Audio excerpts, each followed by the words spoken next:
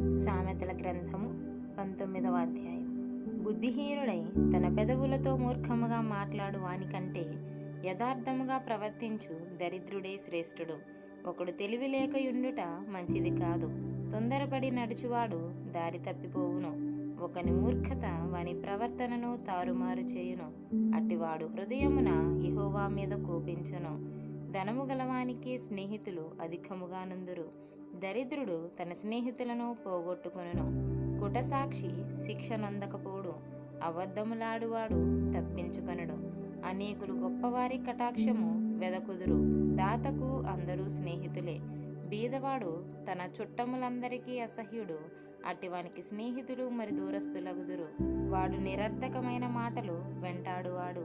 బుద్ధి సంపాదించుకొనువాడు తన ప్రాణమునకు ఉపకారి. వివేచనను లక్ష్యము చేయువాడు మేలు పొందును. కుటసాక్షి శిక్ష నొందకపోడు. అబద్ధములాడువాడు నశించును.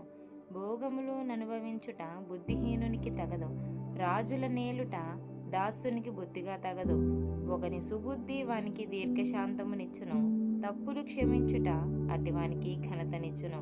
రాజు కోపము సింహ గర్జన వంటిది. అతని కటాక్షము గడ్డి మీద కురియు మంచు వంటిది. బుద్ధిహీనుడవు కుమారుడు తన తండ్రికి చేటు తెచ్చును. భార్య తోడిపోరు ఎడతెగక పడుచుండు బిందువులతో సమానము. గృహమును విత్తమును పితరులిచ్చిన స్వాస్యము. సుబుద్ధిగల భార్య యెహోవా యొక్క దానము. సోమరితనము గాఢ నిద్రలో పడవేయును. సోమరివాడు పస్తు పడియుండును. ఆజ్ఞను గైకొనువాడు తన్ను కాపాడుకొనువాడు. తన ప్రవర్తన విషయమై అజాగ్రత్తగా నుండువాడు చచ్చును. బీదలను కనికరించువాడు యెహోవాకు అప్పిచ్చువాడు. వాని ఉపకారమునకు ఆయన ప్రత్యుపకారము చేయును. బుద్ధి వచ్చునని నీ కుమారుణ్ణి శిక్షింపుము, అయితే వాడు చావవలనని కోరవద్దు. మహాకోపియగువాడు దండన తప్పించుకొనడు. వాని తప్పించినను వాడు మరలా కోపించుచునేయుండును. నీవు ముందుకు జ్ఞానివగుటకై ఆలోచన విని ఉపదేశము అంగీకరించుము. నరుని హృదయములో ఆలోచనలు అనేకములుగా పుట్టును. యెహోవా యొక్క తీర్మానమే స్థిరము. కృపచూపుట నరుని పరులకు ప్రియునిగా చేయును. అబద్ధికుని కంటే దరిద్రుడే మేలు. యెహోవా యందు భయభక్తులు కలిగి ఉండుట జీవసాధనము.